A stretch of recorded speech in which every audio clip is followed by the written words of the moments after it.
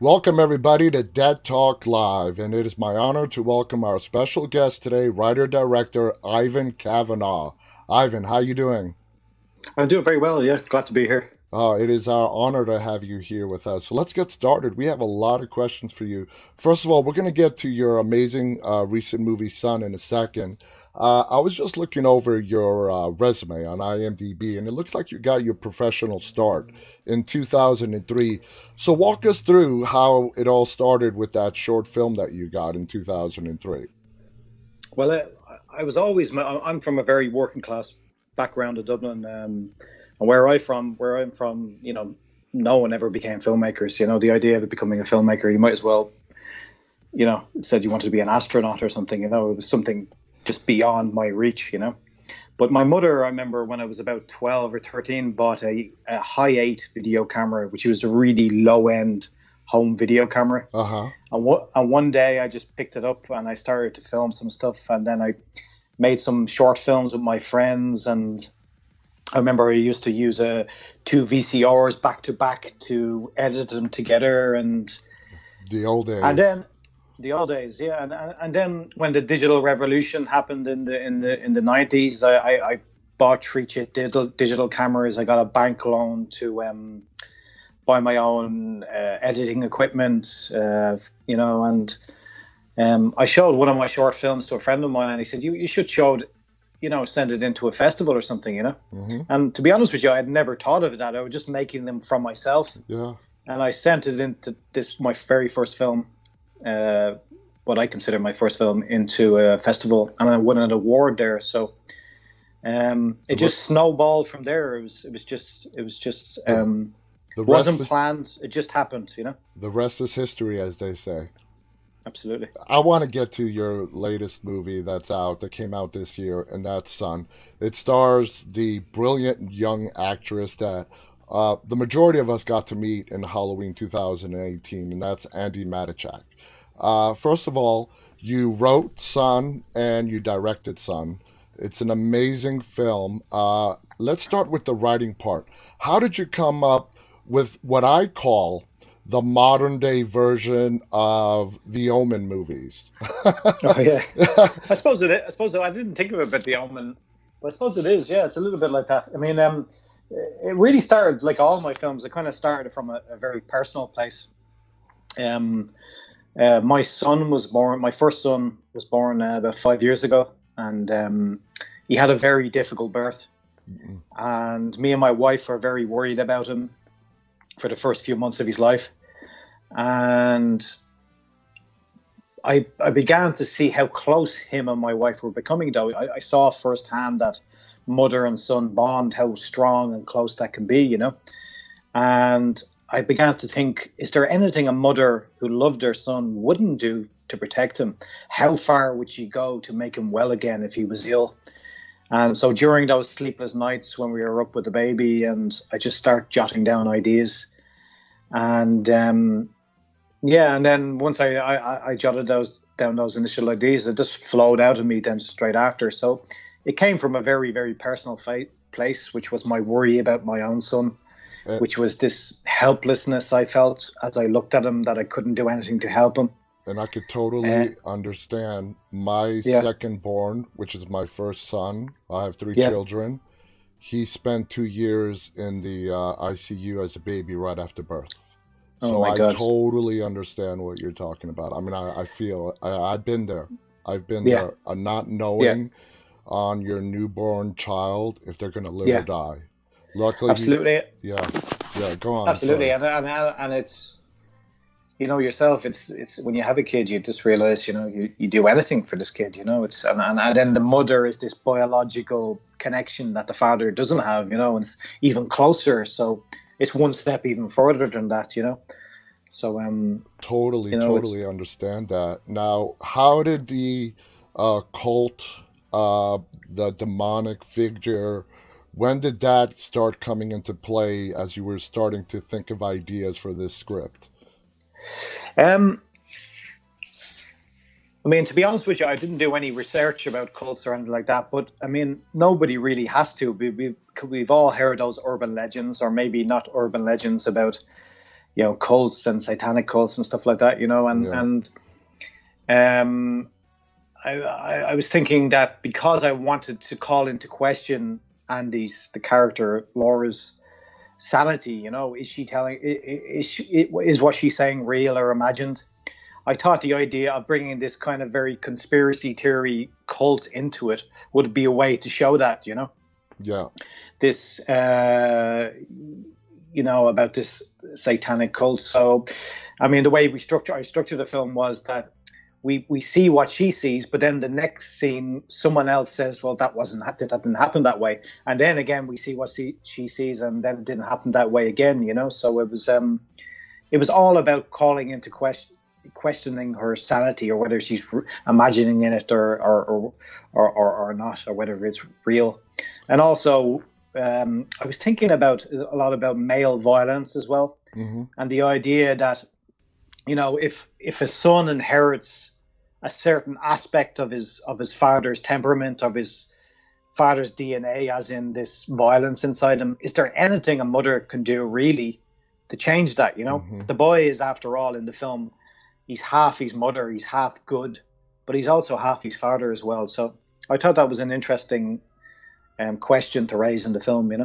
I thought it was very amazing and realistic that by the end of the film, we start to realize, first of all, the scope and the reach of this cult. It's very wide reaching, and people have been watching her and her son for many years. Yeah, There were people planted in her life all throughout, even down to the policeman at the end.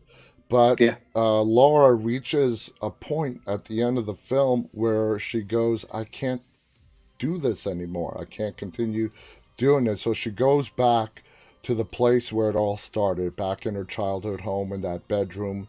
And yeah, she was willing to end it all, summoning up that demon again. yeah. An amazing ending. Did you have different versions on how you wanted to get to that part? Or was it really straightforward for you to, this is the route I want to take to that scene in the bedroom between Laura and her son, and then the cops coming in?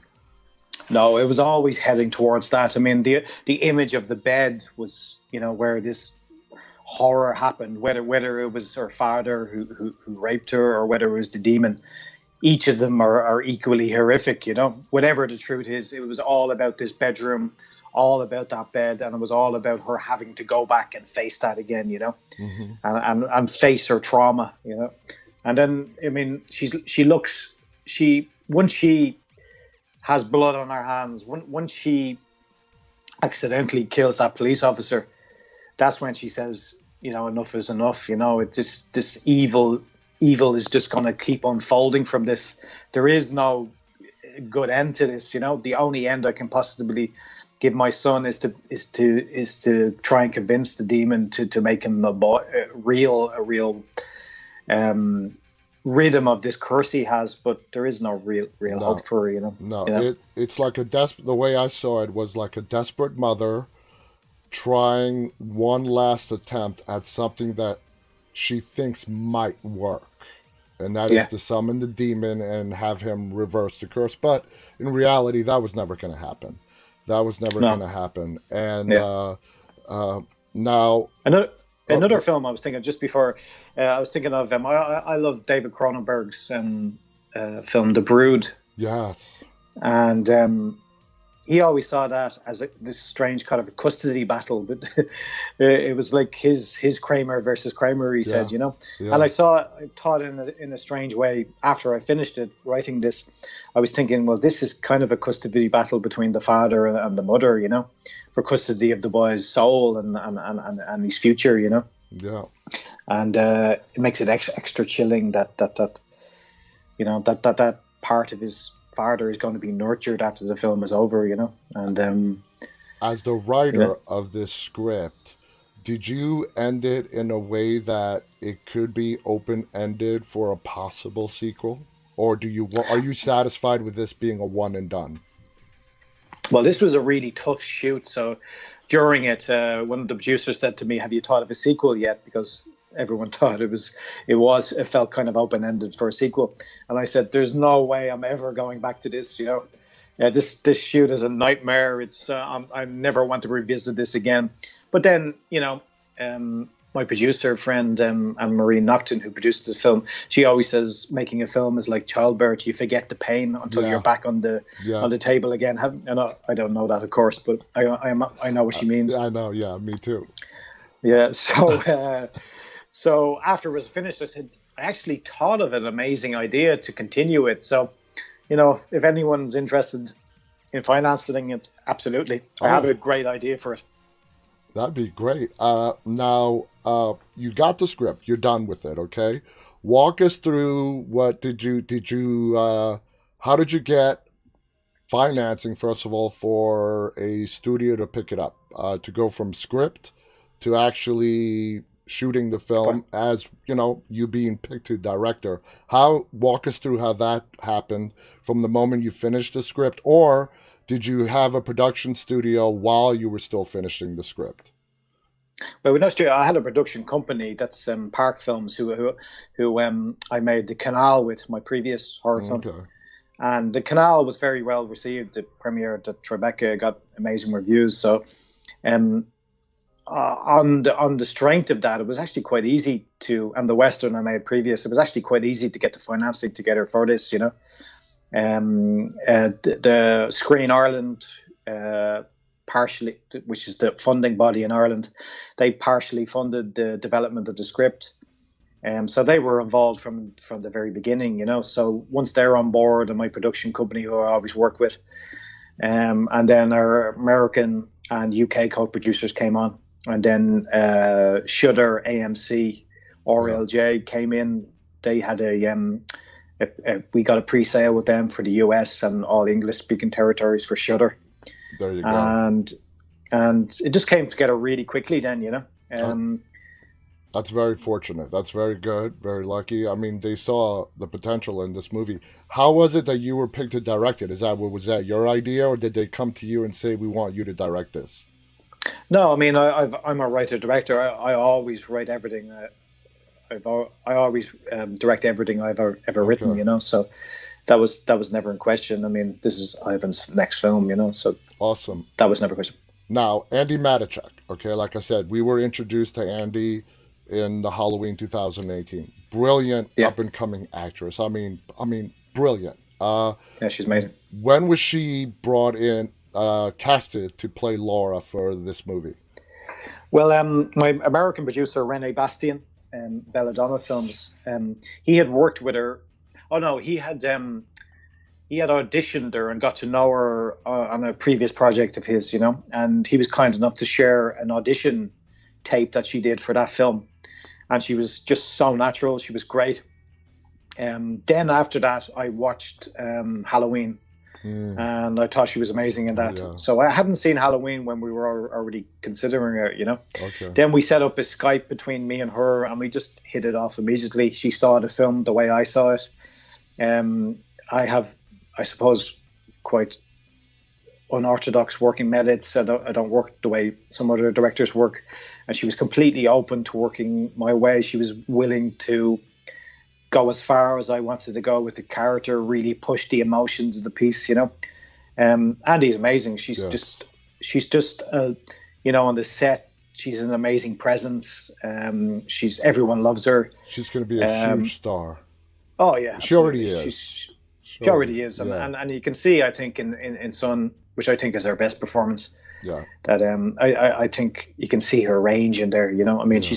she goes from Halloween playing essentially a teenager, and then in Sun, she's completely believable as this young mother, Young who's mother. who's protecting her son. She's amazing. Yeah, she's a big career ahead of her, I think. I love to, and we plan to work together again in the future. Hopefully, I like to work with people that I enjoy working with Yeah, on multiple occasions. So hopefully absolutely. again soon. Absolutely. One of the most amazing scenes in the movie is towards the beginning when she runs away from the cult, and she's pregnant and she's in a car, and she basically gives birth on her own in the car. Yeah. And does that go back to that mother-son bond you were talking about, where she was wanting to kill the child because she knows what that child is a product Mm. of, But as Yeah. soon as she sees that baby and is holding it in her hand, it Yeah. all just goes away. How hard was Yeah. it shooting that? Oh, I mean, the whole film was tough to shoot. That's a novel in itself, you know. But that was particularly, I mean, it was, we shot the film in Mississippi just before the pandemic Yeah. hit. I mean, we shot that in a field in the middle of nowhere. We had rain machines that night. It was absolutely freezing. I think it was February when we shot that. That particular scene was really tough to shoot. And then we had prosthetics with the fake baby, and we had a real baby in the middle of the night as well, Oh, which was God. really tricky. And Yeah. yeah, that was particularly tough, you know, and it was a tough thing to do because getting the tone right, you know, Yeah. because she does want to kill it when it comes out until she sees it, and then she sees this sweet, normal looking baby, and she loves it instantly, you know, she falls in love with it. Yeah, it was a tough one in all aspects, photography wise, special effects wise, rain and acting. You know, that was a tough night. So you said this whole movie was very tough for you directing. Besides that scene, I mean, was it just conditions? Was there just stuff going wrong on the set? Was there delays? What made this such a really tough movie to direct? Well, see, originally our budget, I think, was about 3.5 million or something like that, or 4 million, and it was non-union. And then halfway through the shoot, we got flipped, so we suddenly became a union show. So all of a sudden, I lost a huge amount of my budget Yeah, because it's going to guys sitting on the edge of a truck. It's going to Teamsters, you know. yeah, So I know. Yeah, yeah, so that was my first experience working in America as well. And then there was just stuff that we couldn't control, like the weather. We had 2 tornadoes that struck us during the shoot. wow. Yeah, there's a scene that I don't remember when she visits the mother of an old friend, Mrs. Nagel, Yes. in the middle of nowhere. Yes. And you can see a tree that's on top of the house almost. Well, Yeah. the night we were supposed to shoot there, a tornado tore through that particular part of Mississippi, lifted a 300-year-old tree out of the ground and planted it right on top of the house where we were supposed to shoot, Wow. right into our set. Jeez. It was just stuff like that. We had to stop multiple times because you can't shoot if lightning is within 7 miles of the set, stuff like that. We had multiple lightning storms. I think that particular day, that was probably the worst day. We had that Mrs. Nagel scene. I think we had the whole day to shoot, but I actually only had about 2 hours of actual shooting time because we had to shut things down because of lightning and weather and tornadoes, and it was just crazy. You talk about a cursed film. This film really felt cursed, you know. So, Yeah. so your first shoot in America did not leave a good impression on you. No, I mean the crew was amazing, though. I have to say, I mean, they were completely behind my vision for the film. They went above and beyond. It wasn't anybody's fault. It was just conditions or the weather. It was just the way things happened, and then losing part of my budget as we were shooting wasn't the best thing to happen either. So did the movie, was it, because you did shoot it before COVID, was it scheduled for a theatrical release and just pushed back to video on demand, or because like companies like Shudder, which is owned by AMC, it was going to be a straight to video on demand release from the beginning? Well, it did get a short back in March. It did get about 2 weeks in the cinema. It was only on about 30 screens in the US, but people weren't going to the cinemas, and there wasn't anywhere open. I mean, we couldn't get beyond 30 screens. There just wasn't any. So the idea was always to release theatrically, but nobody knew when. It was just such a confusing time. I mean, do we wait or do we release the film now? When do we do it exactly? We knew we had this looming release date with Shudder, which is July 8th, which is next month. Mm-hmm. So we knew we had to release it in the cinemas and on DVD before that. So we decided to go in March. In retrospect, we should have held out maybe a bit later, but then again, we'd be competing with this backlog of a huge amount of films. So, I mean, so there wasn't any date for cinema, but the plan always was to release in the cinema. So I saw the movie when it first came out, I think it was the first day it was released on video on demand. I bought it. We bought it, and I Yeah, watched it on Vudu. So the movie is coming to Shutter for Shutter subscribers in July. July 8th, I think it is. I think that was just a press release today, actually, coincidentally. Oh, that's amazing. That's good Yeah, to know. yeah, So all Shutter subscribers will be able to watch it. This movie has gotten great reception from critics, from fans, from yeah. watched it. Were you even surprised at just how good the reception of this movie has been? Well, I mean, it's always a bonus. I mean, it's always great when someone connects your films to it. But the history of my films, I mean, with the Canal, that got great initial reception as well. Never Grow Old, the Western I did, it was critically great as well. But my films always turn up on those, you know, great movies you haven't seen lists, or lost or unseen gems and stuff like that, Yeah. or underrated films. So I fully expected that to happen with Sun as well. But I have to say, more people have probably seen this than my two previous films, so which is great. And it did very, very, very well on VOD. Oh yeah. Oh yeah. I definitely see that. Now Yeah. tell us how you found Luke David Blum, who played the role of David. What was it like working with such a young actor, with him having to do such gruesome scenes?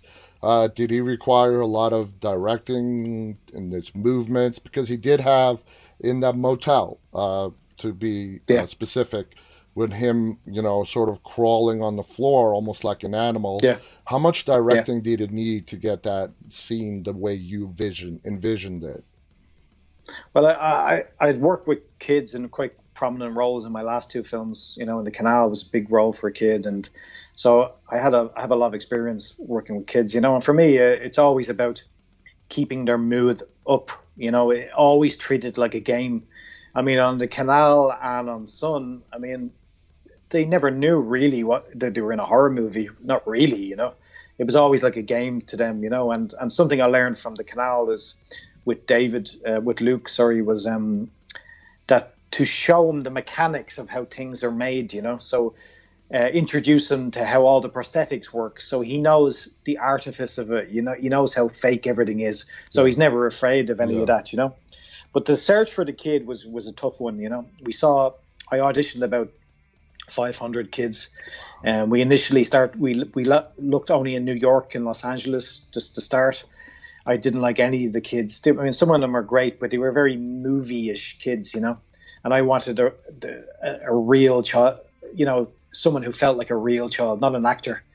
So I suggested to the casting directors that we start looking locally, in Mississippi and Atlanta, Georgia, places like that, And then we just, out of the blue, I got this tape, audition tape from Luke, and he just stood out immediately as being so natural and so likable, instantly likable on camera. So I drove down the next day to Atlanta to meet him, and I met him and his father, Matthew. Now, Matthew is the key person in this who really helped me. Matthew is an actor himself, so he knows.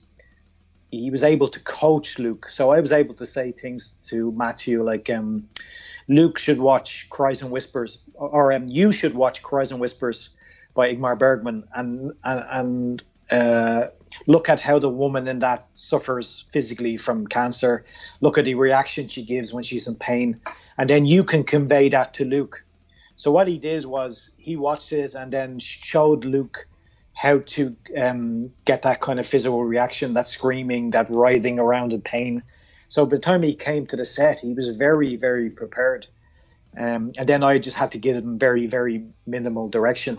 But for the whole crawling along the floor scene, that was something I had very specific in my mind. So I was very able. creepy. Yeah, it's a creepy image, and it's equally confusing as well, because Luke is kind of, I mean, he's not really a bad guy. He doesn't. I mean, he's a nice kid, basically. So it's a strange one how you feel about that scene, and you want him to get to the pimp and help his mother. So You're actually conflicted rooting there. for him to get to the bad To guy. kill the pimp. Yeah, and Yeah, yeah. eat him because Yeah, yeah. the guy's, well, he's a dick, to put it lightly. Yeah, yeah. And you're rooting for this kid who's in pain. And those moments, like you said, and how you focused in on him writhing in pain and how well Yeah, Luke played those out. You felt yeah, for him. You felt for the mother and the position that she was in. And when she finally decided to step out of that motel room and approach who this guy who is a lowlife, right? And yeah, I'm gonna feed him to my son. I have no choice. yeah, He's my son, yeah, yeah. and it's just one of so many scenes in that movie that is just phenomenal. The movie is very dark, especially with those dark and macabre paintings. The way it was shot, was that all part of your plan to make it a very just? Oh, I mean, Yeah. I guess it's kind of a silly question, but to make it all really dark in the cinematography and whatnot. Yeah. Well, I always saw it. I mean, the way I always saw it, and I said to Pierce McGrail, my cinematographer, who I've worked with in multiple films now, but I always saw it was kind of going from the Norman Rockwell view of America, this idyllic view, which you see very little of. But at the start of the film, when she's teaching the kids, and she's you have those brief scenes as she's driving her son to school, and then it kind of descends into this very taxi driver Yeah, hellish view of America. So we did darken the colors or darken the contrast of the film as we went on. The film became more murky and dirtier looking as we went on. I mean, all those three motel they were basically sets. We built all those, and the way we planned it was each one would get progressively worse. So by the time she gets to the pimp motel, the one with the factory, I mean, she's basically in hell there. So we yeah. really wanted to convey that sense of that she's in hell. I mean, She's this is. yeah, I mean, she's no, go on. Sorry. we did things like we painted the walls with oil so they drip. They'd have this shiny, disgusting look, and we used very garish colors as well, neon colors, just to give this sense of this hellish nightmare that she's in. Exactly, and that's what I was going to say. This woman is in a living nightmare. Now, in the beginning, Laura, before things start to go south, very close relationship with her son. Are we really to believe that she really thinks that she's in the free of clear of her son A being normal? There's nothing wrong with him, and there's no hint or doubt in her mind that there's nothing is going to happen. He's old enough. Nothing has happened. Nothing is going to happen. And B, she's free and clear of the cult as well. I think she's always been looking over her shoulder all these years. She always, I think deep down, I mean, me and Andy discussed something we discussed a lot. I think she's always feared that the worst was going to happen, but after 8 years or 7 years, 8 years, I think she was probably just beginning to relax, thinking he's fine, everything's fine. They Mm-hmm. haven't found me. They've just receded into the background. They wouldn't be stupid enough to come after me now. I mean, but they do. It comes back, or her past comes back to haunt her. There is no escaping the trauma she suffered. I have a specific question for you. We are led to believe in the movie that the what happens with David, her son, is because of the group broke into her house and they fed him that flesh. They fed him a piece of Human flesh, flesh. which Yeah. initiated the chain of events. If that never happened, and that let's say she did disappear and they did not know where she was, and David was never given that piece of flesh, uh, I guess it could go either way. Would he have lived a normal life and he never would have been afflicted with this? Yeah, I think he probably would. If he never had that, if he never tasted that, for want of a better uh, term, forbidden fruit, Yeah, I think he would have went on in this being only influenced by his mother. yeah. And any bad aspect or evil aspect of him would have been suppressed by her, I think. But because he got that taste of his true nature, he just can't escape it from then Exactly. on.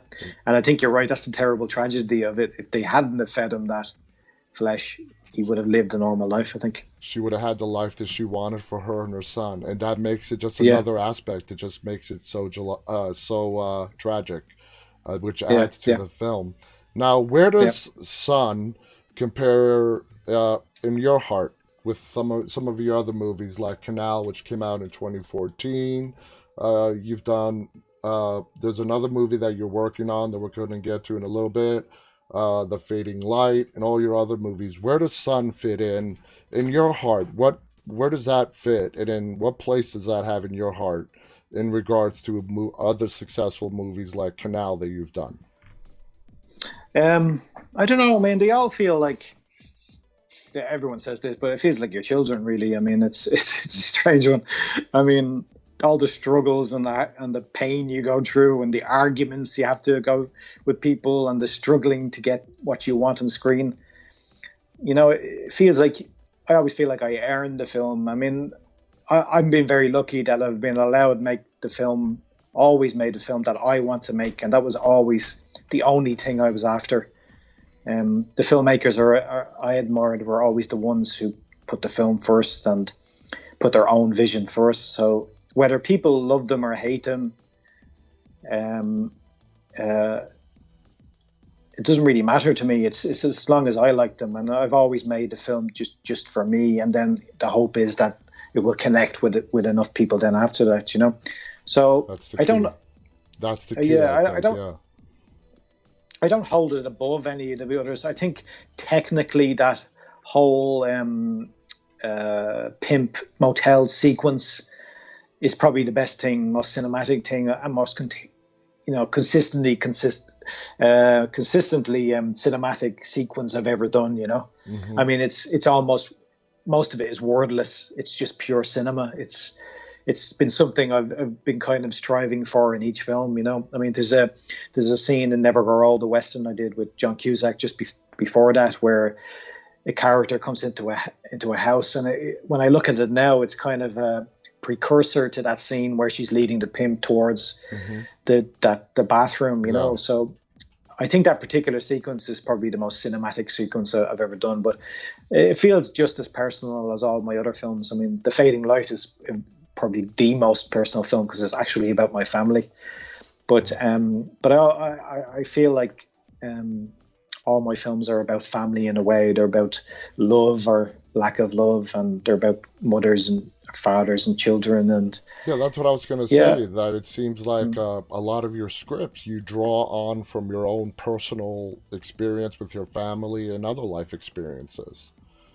Yeah, I don't know how to do it any other way. I mean, I always feel like when I approach things more cynically, in a structural way, or say I want to follow these genre tropes, it just doesn't come out. But when I start with this always very personal place, it always just flows from that, and then all the genre stuff just comes in after, more naturally. I can probably pinpoint exactly where my love of horror came from, and where my preoccupations as a filmmaker came from. Is when I was 12 years old, my best friend, who was 12, he died, and I think it was the trauma of that, and the terror then I felt of death, and how fragile life is, and also about I had always had this fear of children dying, and Wow. it was I think it came from that. And then around that period, I remember is when I began to watch horror films. So they always, the fear in them always felt really personal to me, and that kind of then transferred to my own films. I remember watching, just after he died, I saw Salem's Lot, Wow. the Toby Hooper TV series, and that scene where the boy is scratching on the window. Yep. I remember that I felt that I've never since even been so scared by a film. Just because I felt like it was my friend at the window. It felt so terrifying to me. I'll never forget it. So horror has a real personal connection with you. It feels like it. I mean, would you even say it's a way of dealing with the trauma of what happened to you at the age of 12?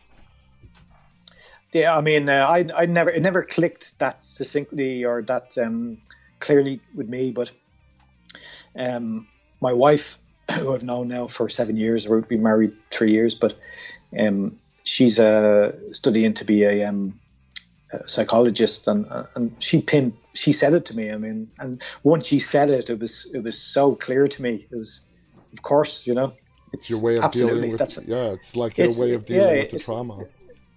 It's like a therapy, and it's a way of controlling your fears, because as a director and a writer, you have complete control over these fears, and part of being a director is having this control, or and it's a way of dealing with fear and trauma. Absolutely, for me, it's totally personal.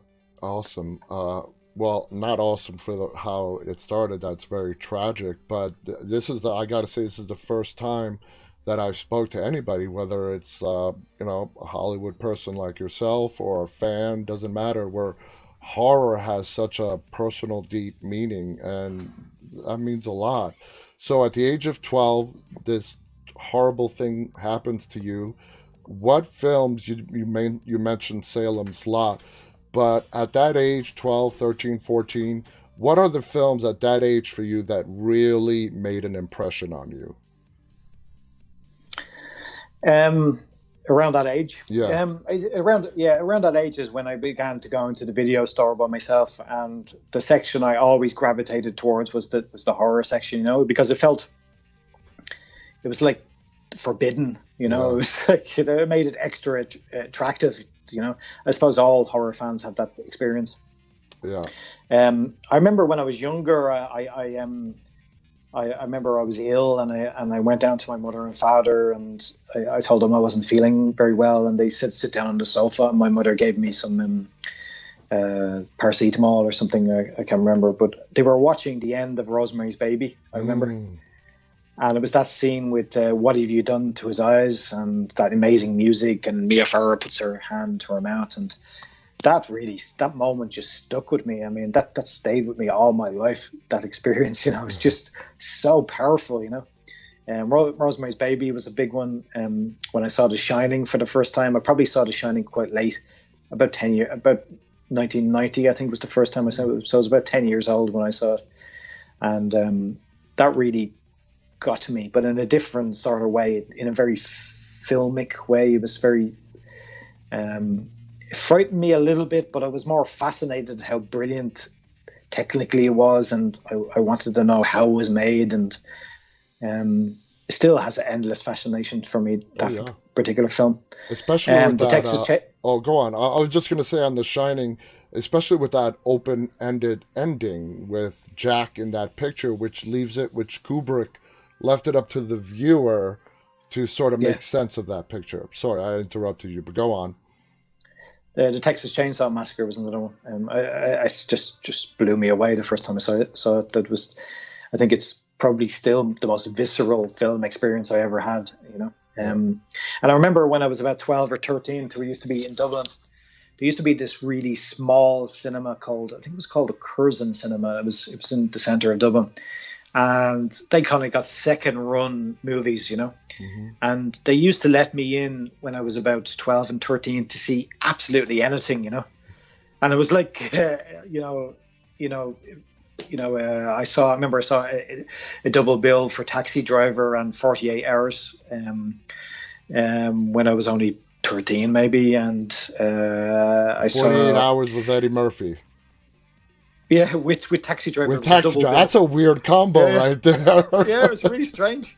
But at the same time, they're kind of, in my mind, they're kind of matched, because I remember there's a lot of very gritty street scenes in Walter Hill's film as well that kind of matched with me in my mind for Taxi Driver. But I remember I saw Poltergeist was another big one I saw on the cinema when I was very young. And I just loved that film. I loved the film experience of seeing that on the big screen, that's a real treasured memory of seeing that on the big screen. It's a great movie. It's Tobe Hooper again. Yeah, Tobe Hooper. It seems like you're a big Tobe Hooper fan. Well, I mean, I haven't seen quite a lot of them. I love Texas Chainsaw Massacre. I love Poltergeist, and I love Texas Chainsaw Massacre too. I think it's a really crazy, fun movie. And I always felt sorry for Tobe Hooper. I think he got a raw deal. Well, when I say when I've always said this with movies like the Texas Chainsaw Massacre, which is now a classic, it's etched in history, it's never going anywhere. History is what is going to dictate its place in the film Absolutely. world. Okay, the reviews it gets, especially with those classics like you mentioned, The Shining, Texas Chainsaw Massacre, Poltergeist, and you could go on that list for a long time. But anyway, history is the judge that will let us know the movies that withstand the test of time. And That's all the right. movies you mentioned, Texas Chainsaw Massacre, The Shining, Poltergeist, those are the classics, and they're never going Absolutely. anywhere. Absolutely. Well, you look at the reviews for The Shining when it came out. I mean, they were absolutely scathing, Hmm. and now, mainstream critics are falling over themselves to praise the film. I mean, it's absolutely crazy. Another big one for me when I wasn't that young, but I saw it when it came out, and I went to see it 4 times. I remember on the cinema was David Lynch's film Twin Peaks: Fire Walk with Me. Yeah. That was for me as a filmmaker. That was the film. I remember being blown away by the sound design and the raw emotion of that film. And that was another film that got absolutely Yeah. torn to pieces by critics when it came out.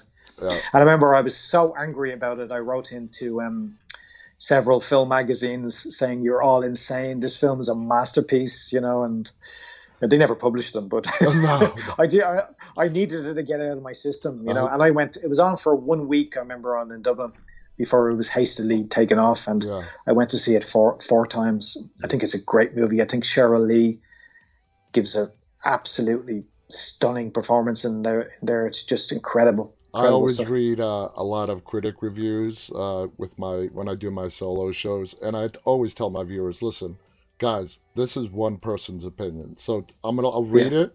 I'll read it for you, but take it with a yeah, grain of salt. Okay, please judge the yeah, movie on your own. yeah, It yeah. seems to me that you are a big fan of, I would say, paranormal slash supernatural films, and then slasher films come in a very close second. Would you agree with that? No, I mean, not really. I mean, slasher as in Texas Chainsaw Yeah, Massacre. yeah. Yeah, I'm not a big slasher guy. I love certain films. I admire Halloween, the original Halloween, Yes. more than I like it. But I prefer Black Christmas. That frightens me more. Me The too. Bob, the Bob, the Bob Clark film. I think it's creepier, Yeah, and it's yeah, something very. I feel like I need a shower after I watch that. I think it's a really effective film, and I think yeah. it predated Halloween, didn't it? Yeah, I think so. For me, Yeah, yeah, slasher movies are fun to watch, but they don't scare me. I mean, I enjoy them. The Halloween, yeah, the early Friday the 13th movies, the early Nightmare on Elm Street movies. But for me, to this yeah. day, the only subgenre that actually gives an opportunity for a story character building, and it's still very scary for me, is the paranormal subgenre. That's what I love. Yeah. That's what to this day in the horror realm still can scare me. The rest don't scare me. Zombies don't scare me. Slasher No. flicks don't scare me. I enjoy watching them. But if I want to sit down and I want to get, creeped out, I'll watch a movie like Sun. Yeah. I love the Conjuring movies. Like, what's your opinion on like the Conjuring movies? I liked the first one. I didn't like the second one so much, but I liked The I liked the original, first yeah. one. I thought it was the original one. I thought that was very effective. I haven't seen any of the other one. How many is there now? There's 3 now. I haven't seen the Yeah, the third one. third one is coming out actually this Yeah, yeah, week. In 3 days, it's coming out. It's called yeah, The Devil Made Me Do It, and yeah. it's a Warner Brothers film, so it's going straight to HBO Max and some limited theaters here in the United Well, States. I don't know about worldwide. yeah. So moving forward in your career, do you see yourself branching out from horror, or you have absolutely no desire and you're perfectly happy and content with sticking with the horror realm? No, I mean, I love all types. I mean, my taste is very eclectic in films. I love all. I mean, my only criteria is do I like it or not. I mean, I grew up in a household where all types of films are on, and my father's a real movie buff, and Hmm. he loved classic Hollywood movies, all genres. and my uncle was more into art house Yeah. uh, foreign films, and so I was exposed to a lot of stuff, and I still have a love of a lot of type of films. I did a Western before this one. I'd love to go back to the Western. It was, I think made a pretty good Western. I'm very proud of it. I have an idea for another Western, but right now, I mean, the ones I'm signing up for, or just about to sign up for, are all horror, and I think that's just because people see your last film, and that's what you get offered, and it's you always have to go with which ones are going to get financed, Yeah, exactly. Exactly. I mean, there's a couple of dream projects I want to make. I'm very, but they're more, I suppose you classify them art house family dramas, but they're much harder to finance, even though they're lower budgets. So as a filmmaker, I mean, you're at the mercy of where the money is coming from, basically what film you can make. I'm a person who's always writing, who always has multiple projects on the go, and the ones that just seem to get made are horror. But that's not to put horror down. I love it. I'd very happily make horror films for the rest of my life. I think it allows you complete freedom as a filmmaker.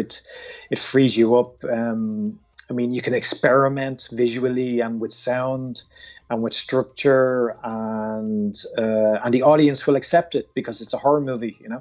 Exactly. It doesn't have to be realistic, and I always feel like cinema is like a waking dream. It's like dreams is the closest, and I think the genre closest to that is horror, and so I'd be very happy to stay in that genre for the rest of my career. That's awesome. Now, let's go back to Sun for a second. This is a great point. Most, because I do put Sun in the paranormal, supernatural because of the demonic entity and all that, even though it's not, doors opening and closing on themselves, the typical tropes that you see in other, paranormal films. But there is also a good amount of blood and gore in that film. Yeah. It's a nice mixture done very well, put together by you. You don't really see that in a lot of paranormal films today. You see a lot of, ghosts, jump scares. Yeah, I don't think there's a single jump scare in Sun. It's not a jump scare movie. It's not a jump scare movie. But yet there's a fair amount of gore in it, a lot of blood. How did you balance those two out?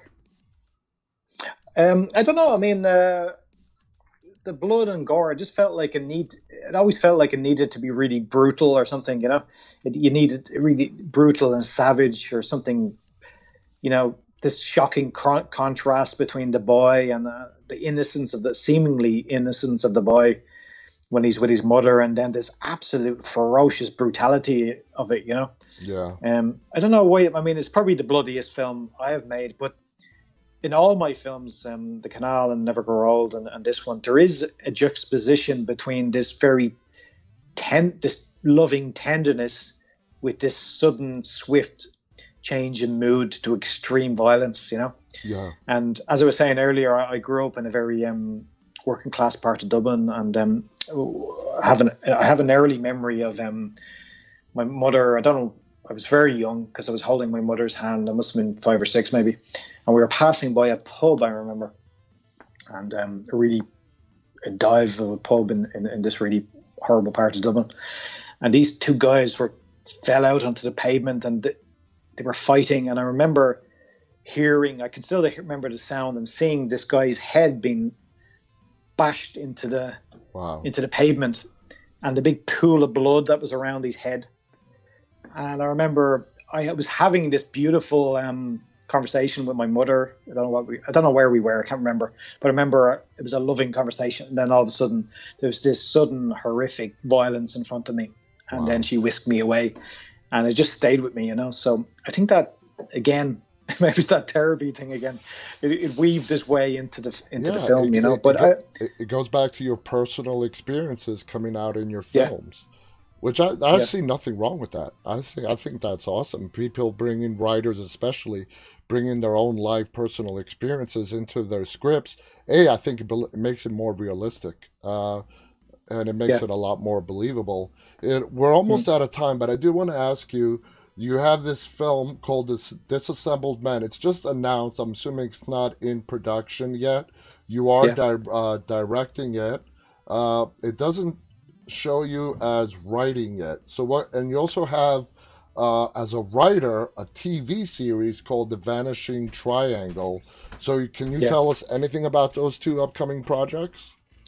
Well, the Disassembled Man, I mean, that's one I've been trying to get made for a good few years now. It's by the writer John Bassoff. It's a crime novel, and well, it's a psycho crime novel. I mean, Okay.